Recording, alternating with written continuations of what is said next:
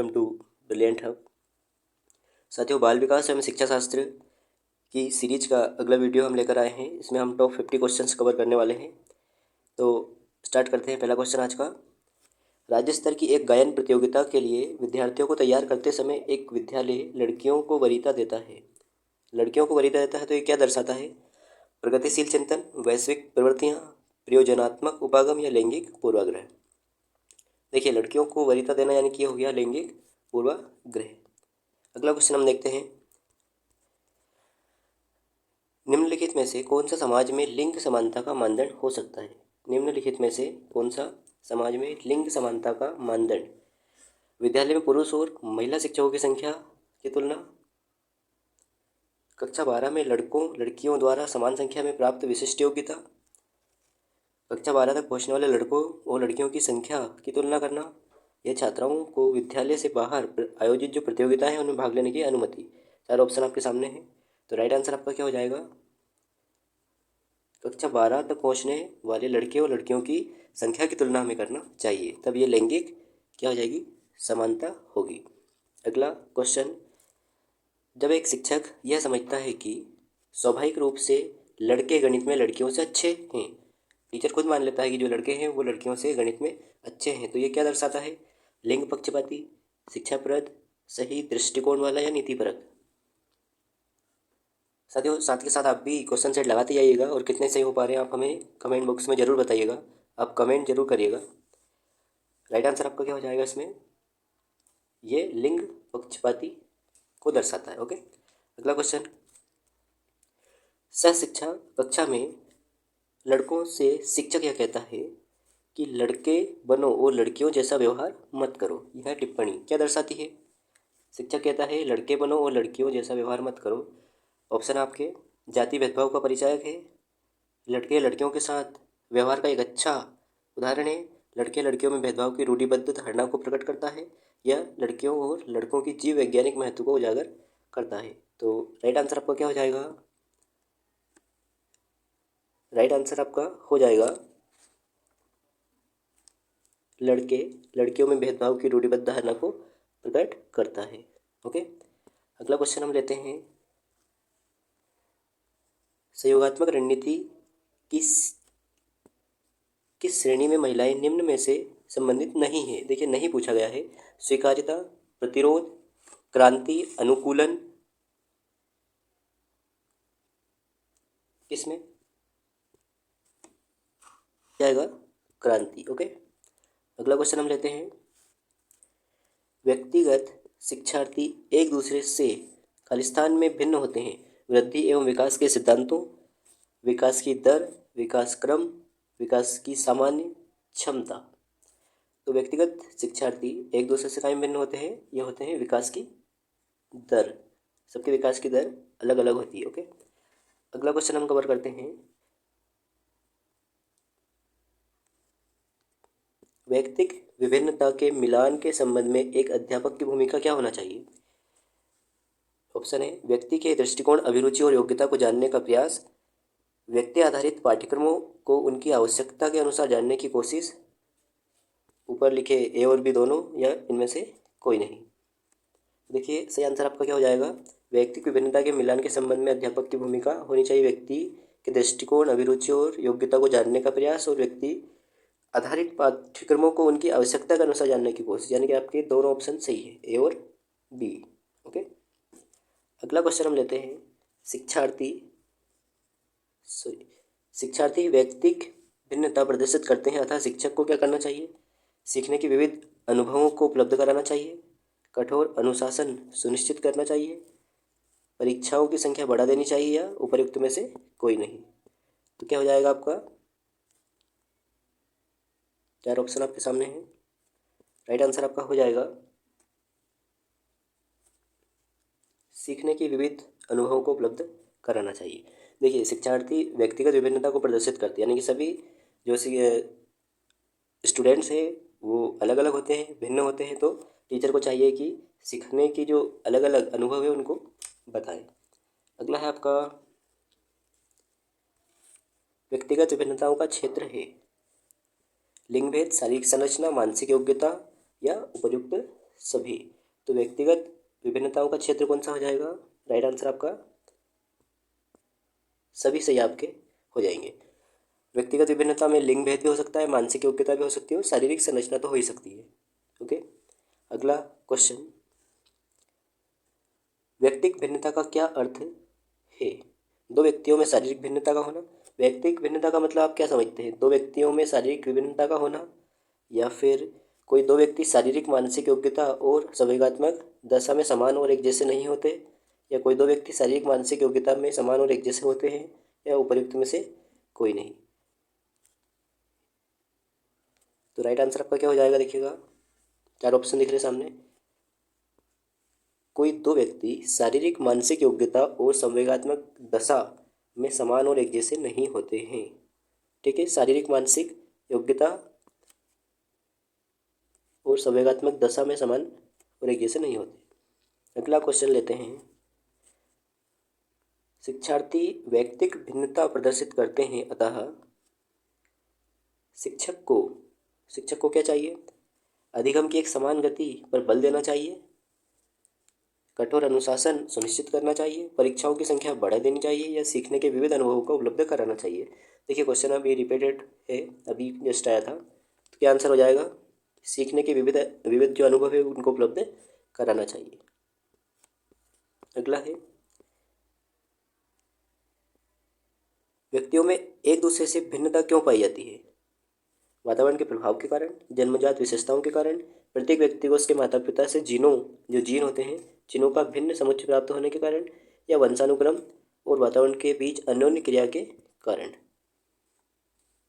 क्यों भिन्न होती है एक दूसरे से भिन्नता व्यक्तियों में? क्योंकि वंशानुक्रम और वातावरण के बीच जो अन्योन्य क्रिया, यानी कि एक दूसरे के ऊपर वातावरण और वंशानुक्रम की जो क्रियाएं होती है उसके कारण व्यक्तियों में भिन्नता होती है। अगला क्वेश्चन, साइजोइड वर्ग में किस प्रकार के बालक आते हैं? मोटे स्वस्थ लंबे शरीर वाले, या मोटे स्वस्थ तथा हो गए ना, मोटे स्वस्थ तथा लंबे शरीर वाले, प्रतिभाशाली व प्रखर बुद्धि वाले, दुबले पतले और लंबे शरीर वाले, या उनमें से कोई नहीं। तो साइजाइड जो वर्ग है उसमें इनमें से तो कोई नहीं होता है। ओके, राइट आंसर आपका हो जाएगा डी। अगला क्वेश्चन, सीमा हर पाठ को बहुत जल्दी से सीख लेती जबकि लीना उसे सीखने में ज़्यादा समय लेती है। यह विकास के किस सिद्धांत को दर्शाता है? व्यक्तिगत विभिन्नता, अंतः संबंध, निरंतरता, या सामान्य से विशिष्ट की ओर। देखिए, सीमा हर पाठ को जल्दी सीख लेती तो उसमें क्या वैयक्तिक विभिन्नता है। राइट आंसर आपका हो जाएगा वैयक्तिक भिन्नता। साथियों, इसके पहले हमारे और भी वीडियो आ चुके हैं, अगर आपने उनको नहीं देखा है तो प्लेलिस्ट चेक कीजिएगा। सारे वीडियो देखेंगे तभी आपको फ़ायदा हो पाएगा, बहुत हेल्पफुल होने वाले हैं सभी वीडियो आपके लिए।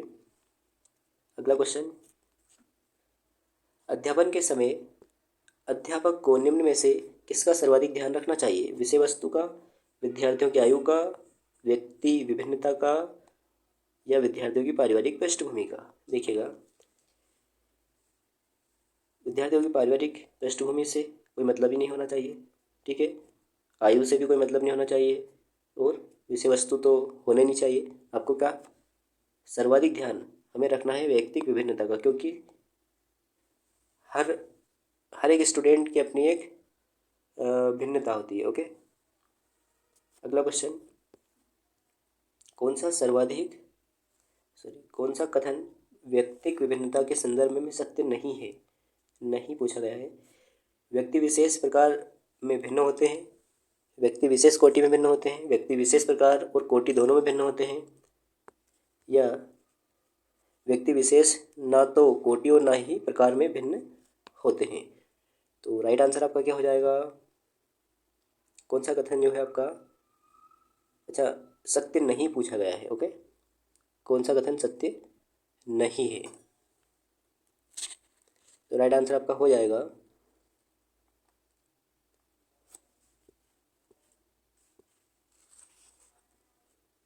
राइट आंसर आपका क्या हो जाएगा? व्यक्ति विशेष प्रकार और कोटि दोनों में भिन्न होते हैं, यह सत्य नहीं है। ओके, अगला, व्यक्तिगत भेद पाए जाते हैं। कायम पाए जाते हैं ये बुद्धि स्तर में, गतिवाही योग्यता, अभिवृत्ति या ये सभी। देखिए व्यक्तिगत जो भेद है वो कायम पाए जाते हैं, तो ये राइट आंसर आपका होने वाला है उपर्युक्त सभी। व्यक्तिगत भेद सभी में पाए जाते हैं, चाहे बुद्धि हो, गतिवाही योग्यता हो या अभिवृत्ति हो। अगला क्वेश्चन, पढ़ाते समय सामान्य कक्षा में अध्यापक का सर्वाधिक ध्यान किस मनोवैज्ञानिक तथ्य पर होना चाहिए? शिक्षण तकनीक, शारीरिक क्षमता, व्यक्तिगत या व्यक्तिक विभिन्नता या पारिवारिक स्थिति। देखिए क्वेश्चन सेम है, अभी ये जस्ट आया था ये, तो आंसर हो जाएगा आपका व्यक्तिक विभिन्नता। ओके। अगला क्वेश्चन, व्यक्ति में उन मनोशारीरिक अवस्थाओं का गतिशील संगठन जो उसके पर्यावरण के साथ अद्वितीय सामंजस्य निर्धारित करता है कहलाता है? व्यक्तित्व, समायोजन, संवेदना या चरित्र। क्या कहलाता है ये कहलाता है आपका, राइट आंसर आपका हो जाएगा व्यक्तित्व। अगला क्वेश्चन देखते हैं, मूल्यांकन का उद्देश्य होना चाहिए शिक्षार्थियों की त्रुटियां निकालना, शिक्षार्थियों की उपलब्धि को मापना, सी भी आपका यही है, यह निर्णय लेना कि क्या शिक्षार्थी को अगली कक्षा में प्रोन्नत किया जाना चाहिए, या सीखने में होने वाली कमियों का निदान करना और उपचार करना। चार ऑप्शन आपके सामने हैं। मूल्यांकन जो होता है यानी कि असेसमेंट में हमें क्या ध्यान रखना है? मूल्यांकन में हमें ध्यान रखना है, राइट आंसर आपका हो जाएगा सीखने में होने वाली कमियों का निदान करना और उनका उपचार करना। ओके, ये असेसमेंट का मेन एम होना चाहिए। नेक्स्ट क्वेश्चन, निम्न में से कौन सा रचनात्मक आकलन के लिए उचित उपकरण नहीं है? देखिए नहीं पूछा गया फिर से। तथ्य कार्य, मुख्य प्रश्न, सत्र परीक्षा, प्रश्नोत्तरी और खेल। रचनात्मक आकलन यानी कि जो फॉर्मेटिव असेसमेंट आपका होता है उसके लिए उपयुक्त कौन नहीं है उपकरण? तो सत्र परीक्षा आपका नहीं है। ओके। अगला क्वेश्चन, सतत और व्यापक मूल्यांकन में व्यापक मूल्यांकन शब्दावली का तात्पर्य है सभी विषयों का मूल्यांकन, सह शैक्षिक क्षेत्र का मूल्यांकन, शैक्षिक एवं सह शैक्षिक क्षेत्र का मूल्यांकन, शैक्षिक क्षेत्र का मूल्यांकन। देखिए सतत और व्यापक मूल्यांकन में व्यापक का क्या अर्थ है? तो सही आंसर आपका हो जाएगा शैक्षिक एवं सह शैक्षिक क्षेत्र का मूल्यांकन। अगला क्वेश्चन, मूल्यांकन का उद्देश्य क्या है? मूल्यांकन का क्या उद्देश्य है? धीमी गति से सीखने वाले एवं गतिशील बालकों के रूप में लेबल करना, जिन बालकों को उपचारात्मक शिक्षा की आवश्यकता है उनकी पहचान करना, अधिगम की कठिनाइयों व समस्या वाले क्षेत्रों का पता लगाना, उत्पादक जीवन जीने के लिए शिक्षक किस सीमा तक तैयार कर पाई इसका पुष्टि पोषण प्रदान करना। पुष्टि पोषण यानी कि आपका फीडबैक होता है। ओके, फीडबैक प्रदान करना। तो सही आंसर आपका ये होने वाला है कि उत्पादक जीवन जीने के लिए यानी कि जो प्रोडक्टिव लाइफ होती है उसको जीने के लिए शिक्षा किस, ये शिक्षा है। ओके, शिक्षा किस सीमा तक तैयार कर पाई है उसका जो फीडबैक है उसको प्रदान करना। अगला क्वेश्चन, सीखने के लिए आकलन निम्न का ध्यान है सिवाय, सीखने के लिए किसके सिवाय जो है सीखने के लिए आकलन निम्न का ध्यान है सिवाय, तो एक इनमें से गलत होगा, बाकी तीन एक जैसे होंगे, है ना। विद्यार्थियों की आवश्यकता, विद्यार्थियों की त्रुटियां, विद्यार्थियों के लिए अधिगम शैलियाँ या विद्यार्थियों की क्षमता। तो राइट आंसर आपका क्या हो जाएगा? विद्यार्थियों की आवश्यकता के सिवाय बाकी सभी जो है तीनों ऑप्शन आपके सीखने के लिए आकलन का ध्यान है। अगला क्वेश्चन, सतत और व्यापक मूल्यांकन की योजना में व्यापक शब्द खालिस्तान के अलावा निम्न के द्वारा समर्थित किया जाता है? बहुबुद्धि सिद्धांत, सूचना प्रमाण सिद्धांत, या जेपी गिलफोर्ड का बुद्धि संरचना सिद्धांत, या एल का प्राथमिक मानसिक योग्यता का सिद्धांत। तो राइट आंसर आपका हो जाएगा सूचना प्रमाण सिद्धांत। अगला क्वेश्चन, सतत और व्यापक मूल्यांकन किस पर बल देता है? सीखने को सुनिश्चित करने के लिए व्यापक स्केल पर निरंतर परीक्षण करना, सीखने को किस प्रकार अवलोकित, रिकॉर्ड और सुधारा जाए इस पर, या शिक्षण के साथ परीक्षाओं का सामंजस्य, या बोर्ड परीक्षाओं की आवश्यकता, किस पर अधिक बल देता है? तो राइट आंसर आपका क्या हो जाएगा? देखिए, सतत और क्या पूछा गया है, व्यापक मूल्यांकन। ये होता है सीखने को किस प्रकार अवलोकित, रिकॉर्ड और सुधारा जाए, इस पर बल देता है, सतत और व्यापक मूल्यांकन। अगला क्वेश्चन, खालिस्तान के अतिरिक्त निम्न कुछ तकनीक है जो परीक्षा के कारण होने वाली चिंता को दूर करती है। समर्थन प्राप्त करना, विशेषताओं पर बल देना, प्रश्न पत्र की संरचना से परिचित कराना, या फिर परिणाम के बारे में बहुत अधिक सोचना। तो खालिस्तान के अलावा निम्न कुछ तकनीक है जो परीक्षा के कारण होने वाली चिंता को दूर करती है, किसके अतिरिक्त? यानी कि एक गलत आंसर इसमें होगा।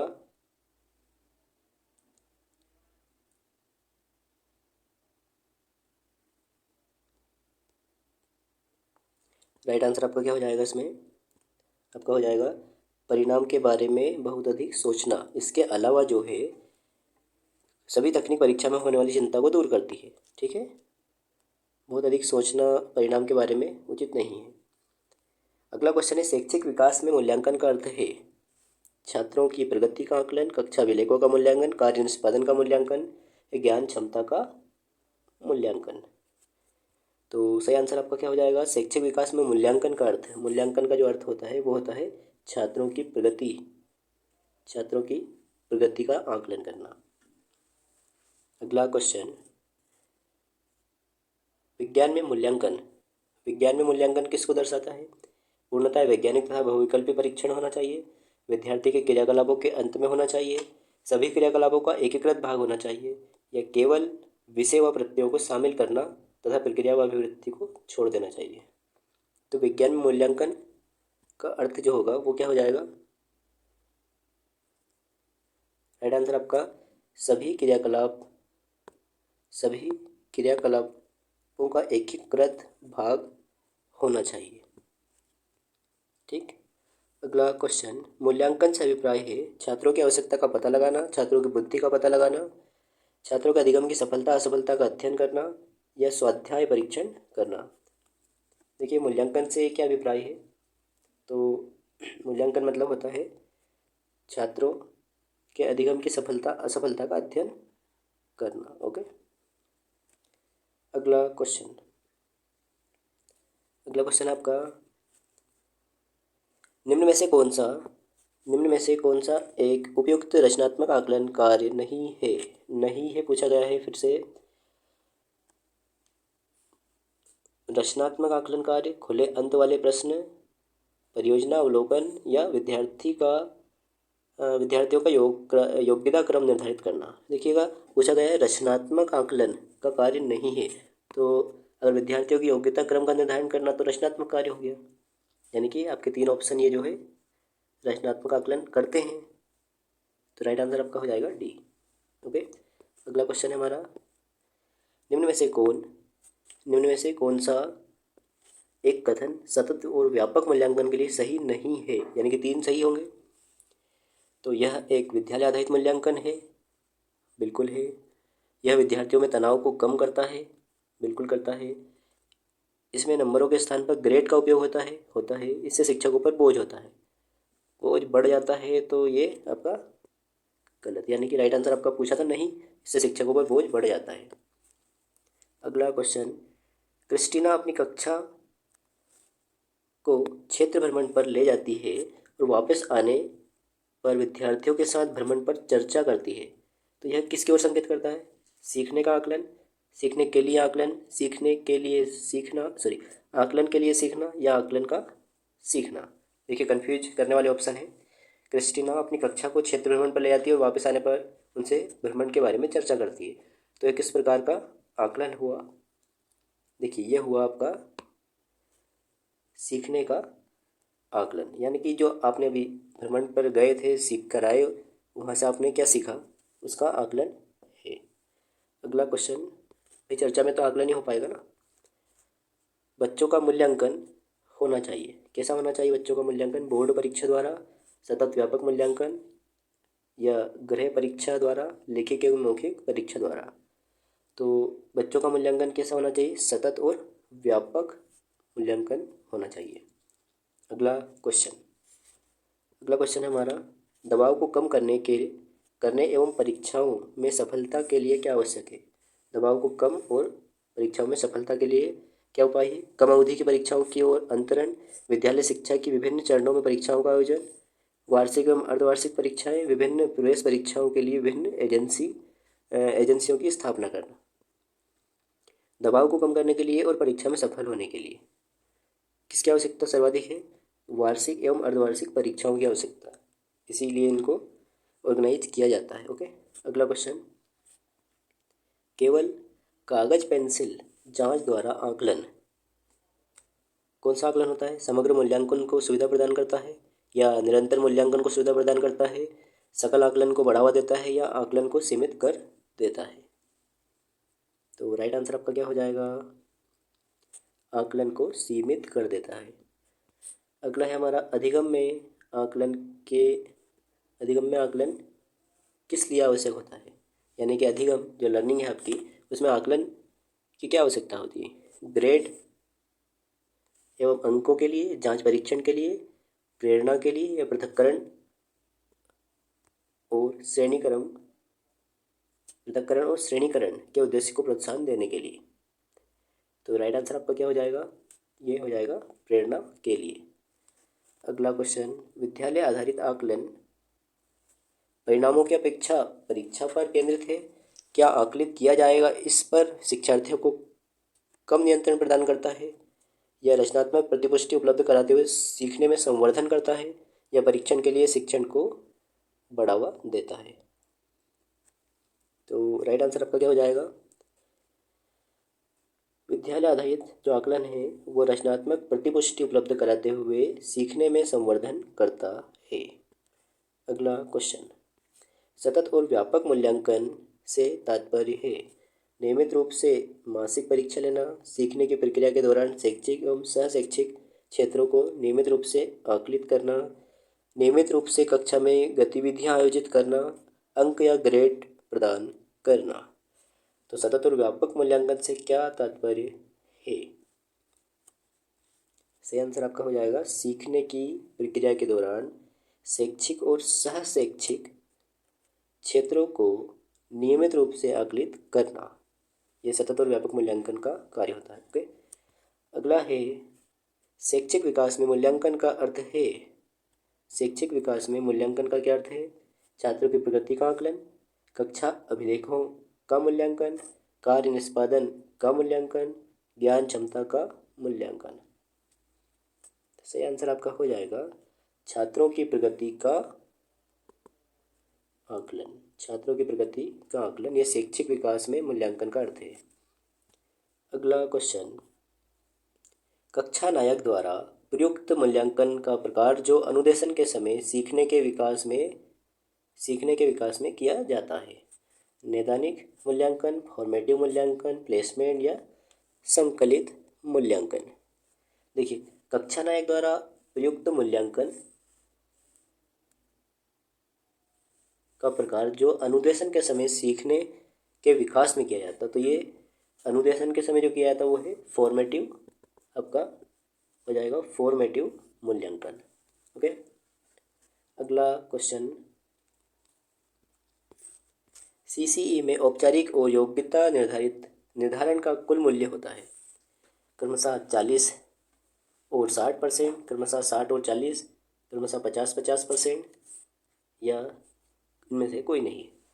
तो सीसीई में औपचारिक और योग्यतात्मक या योग्यता निर्धारण का कुल जो मूल्य होता है वो होता है आपका 40 और 60 का रेशो। सीसीई में औपचारिक और योग्यता, देखिए दो चीज़ है, एक तो औपचारिक और एक योग्यता निर्धारण, तो ये 40 और 60 का रेशो इनका रहता है।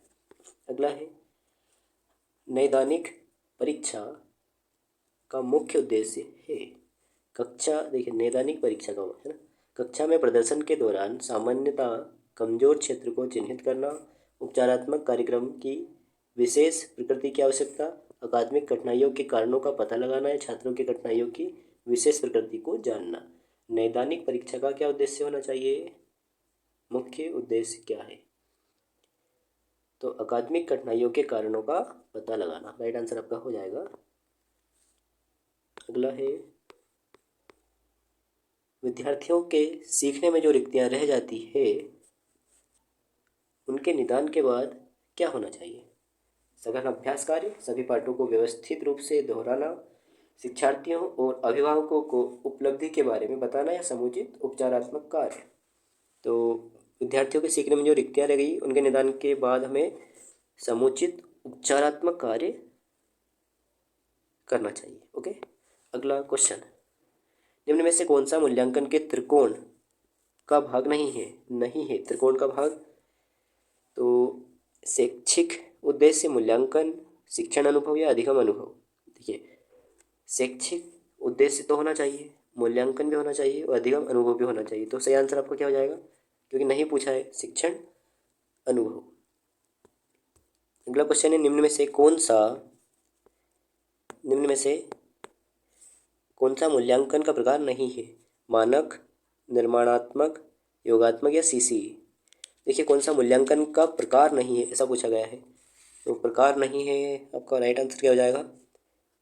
मानक। मानक ये प्रकार नहीं। अगला क्वेश्चन है, मंद गति से सीखने वाले बालकों को जरूरत होती है अतिरिक्त सहायता की, विशेष सहायता की, किसी सहायता की नहीं या कुछ सहायता की। तो जो मंद बुद्धि बच्चे हैं उनको किसकी ज़रूरत होती है?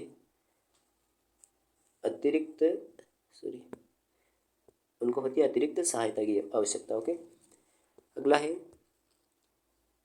निम्न में से कौन सी मानसिक मंदता की विशेषता नहीं है? नहीं है बुद्धिलब्धि 25 से 70 के मध्य होना, धीमी गति से सीखना और दैनिक जीवन की क्रियाओं को ना कर पाना, या वातावरण के साथ अनुकूलन में कठिनाई, या अंतर वैयक्तिक संबंधों का कमजोर होना। तो मानसिक मंदता देखिए 25 से 70 यानी कि मानसिक मंदता यानी कि जड़ बुद्धि टाइप है ना। धीमी गति से सीखना ये भी उसी माना है। वातावरण के साथ अनुकूलन में कठिनाई, लगभग तीनों क्या है, ऑप्शन एक जैसे हैं।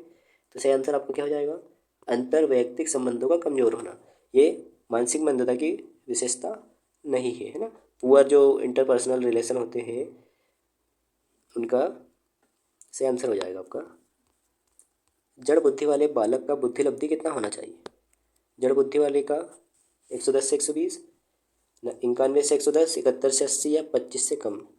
देखिए, जड़ बुद्धि बालकों का जो बुद्धिलब्धि होता है वो होता है 25 से भी कम होता है। ओके, अगला क्वेश्चन, यदि छात्र अधिकांश कार्य हाथों से करेगा तो छात्र में शारीरिक शक्ति बढ़ती है, मानसिक शक्ति बढ़ती है, परिश्रम करने की भावना जागृत होती है, आत्मनिर्भरता पैदा होती है।